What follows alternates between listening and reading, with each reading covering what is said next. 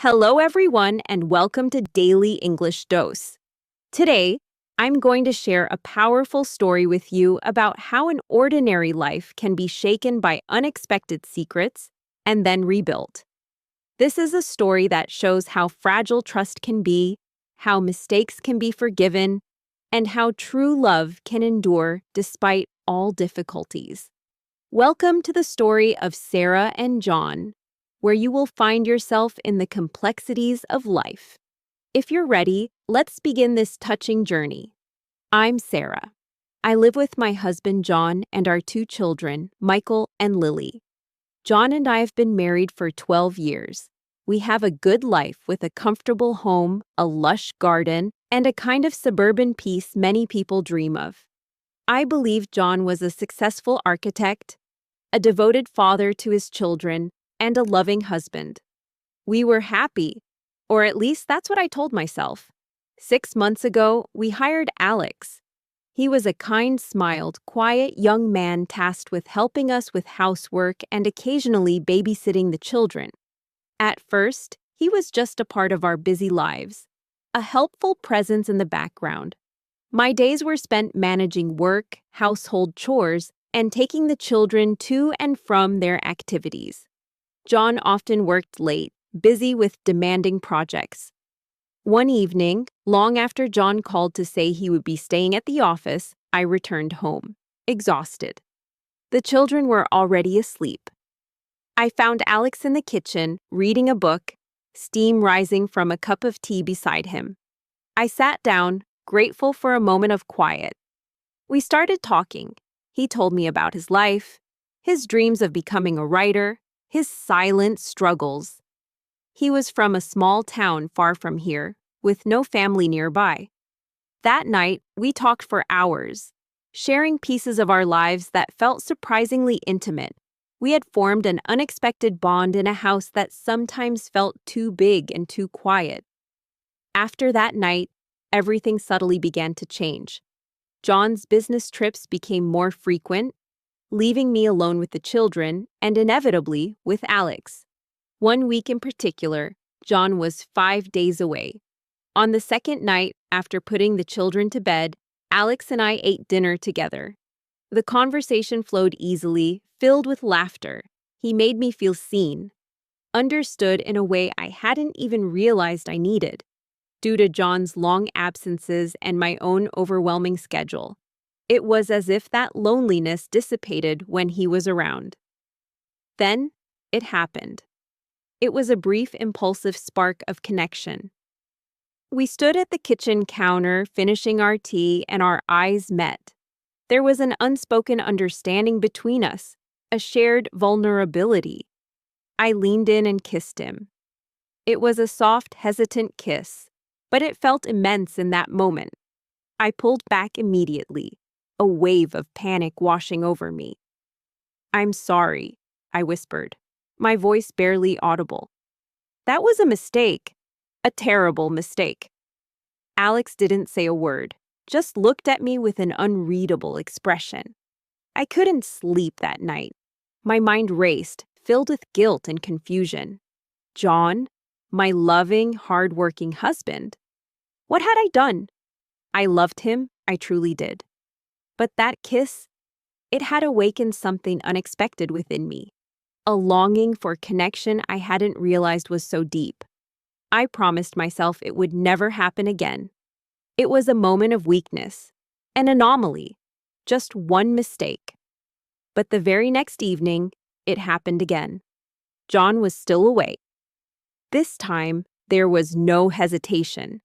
The kiss was longer, deeper, and I didn't stop it. Now I was truly scared. A heavy and suffocating secret had taken root in my life. Days turned into weeks, and life returned to its normal rhythm. John returned from his trip, none the wiser.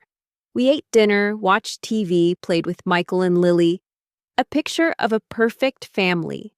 Yet, beneath the surface, I was a stranger in my own home.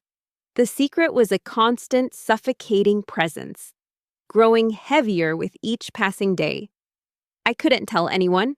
Alex, without changing his gentle demeanor, continued to work for us, always polite and respectful towards John. Everything seemed perfect when we were all together. But when John wasn't around, a silent understanding, a shared glance, an implied smile passed between Alex and me. We didn't talk about what had happened, but we didn't need to. We both knew. The guilt was a constant companion. When I kissed John, Alex's face flashed through my mind. When I played with my children, the secret gnawed at me. It was an ever-present shadow, expanding, consuming my thoughts. Nights were torture. I couldn't sleep, replaying my actions over and over, consumed by the fear of discovery. I wanted to confess to John, to unburden myself of the secret, but the fear of losing him, of tearing our family apart, held me captive. I didn't want to hurt him, even though I knew I already had, unknowingly to him. One night, as I lay in bed beside John, listening to his soft breathing, a profound wave of sadness washed over me. He trusted me, he loved me, and I had broken that trust. I wanted to cry, but no tears came. I just lay there, thinking about my mistake. A few weeks later, a new crack appeared in our perfect facade, this time from John's side. I noticed changes in his behavior, subtle shifts in his routine. He was more guarded with his phone. His explanations for late nights at work sounded increasingly hollow. Then I found them. Messages on his phone from a woman. Her name was Lisa. My first reaction was anger. How could he? After all these years, after all we had built, he was my husband. But then a searing realization hit me. I had done the same thing. I was no better than him. We were both living a lie. Now everything was exponentially more complicated. 2 hidden secrets.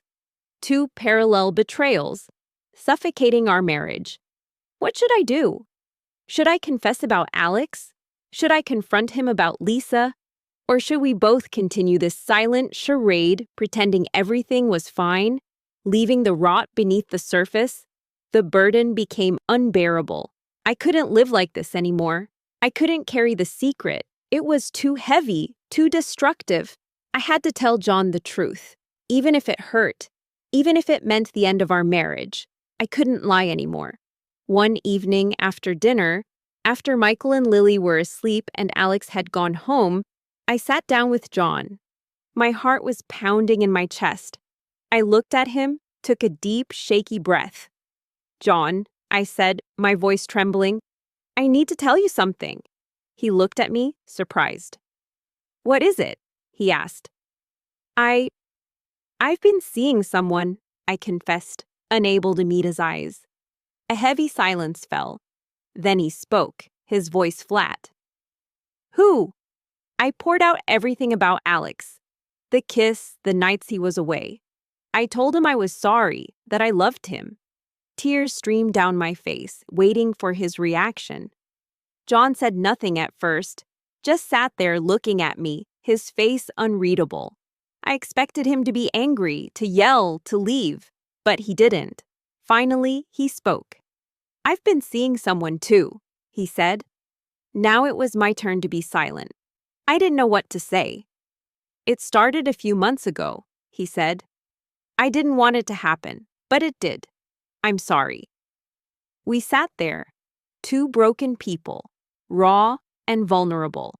We had both made mistakes. We had both caused each other pain. But now, all the secrets were out. There was no more hiding. We decided to talk, to really talk. We talked about our marriage, our mistakes, and what we truly wanted. It wasn't easy. Emotions were raw, and painful truths came to light.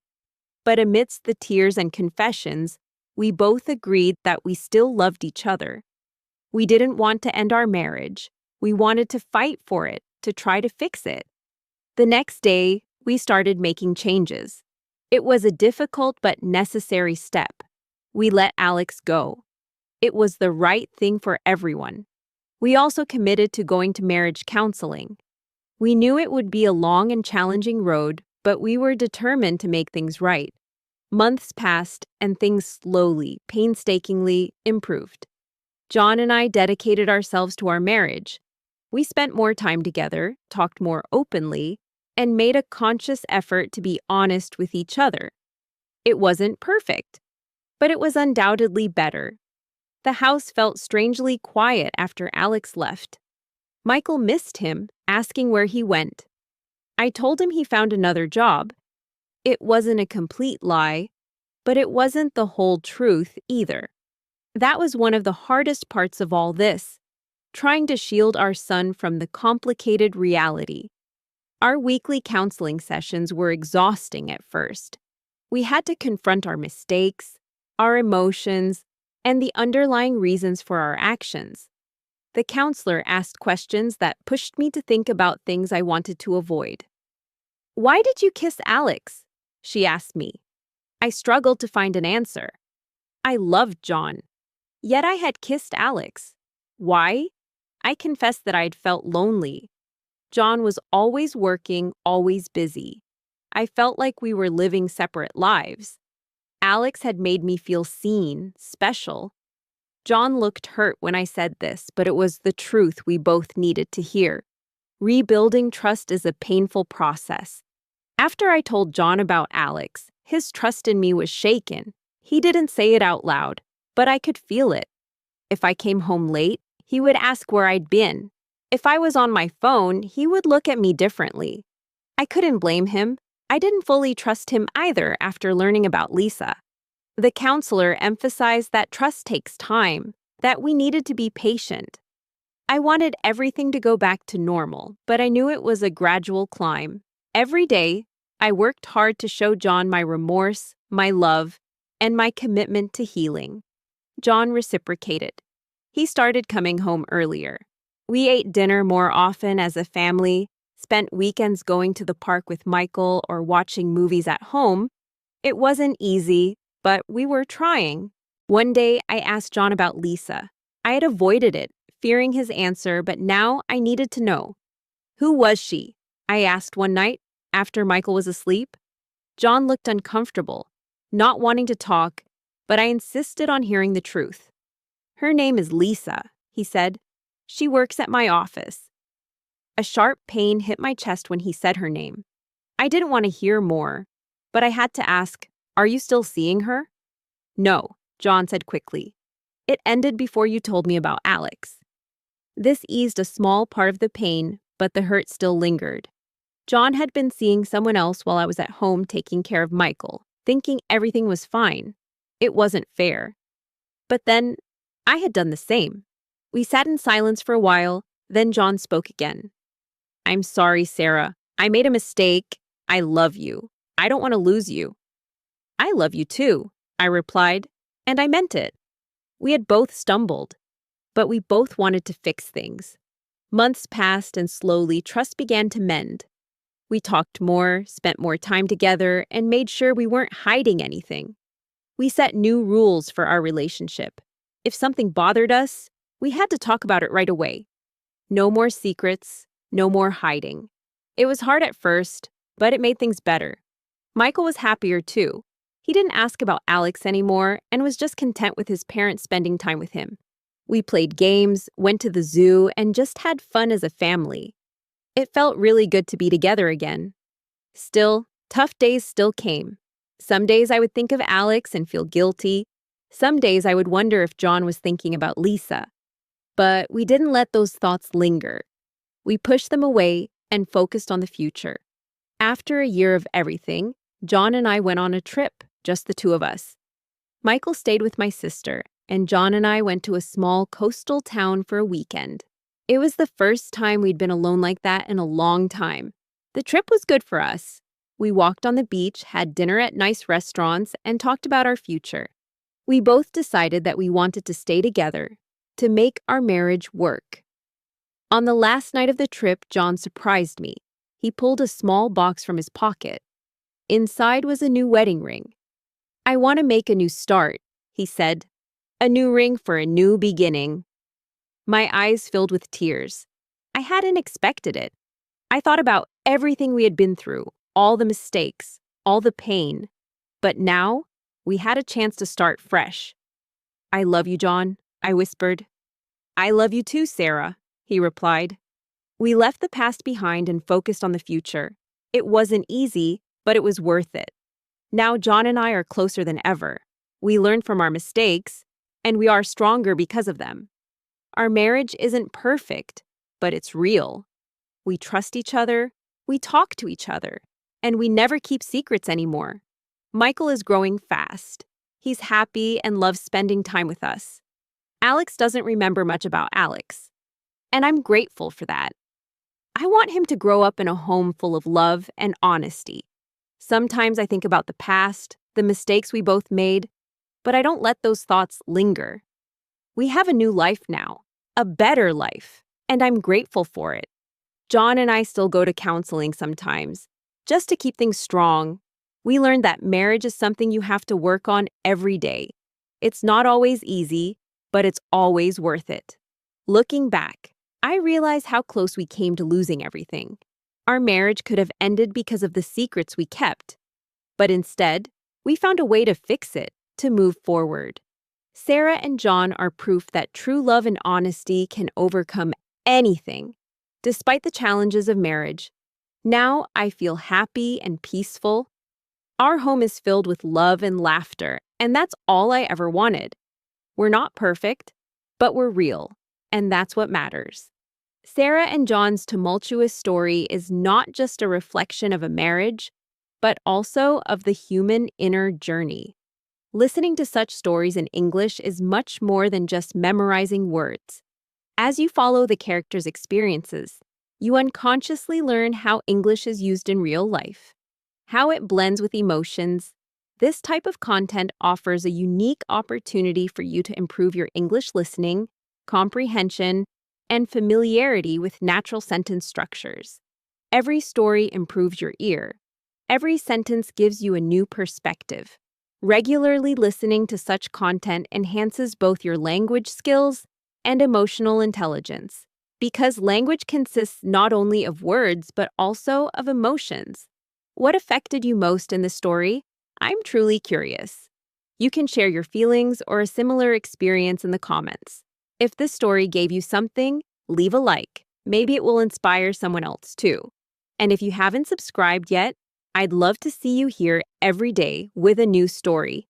Remember, consistent listening, confident speaking,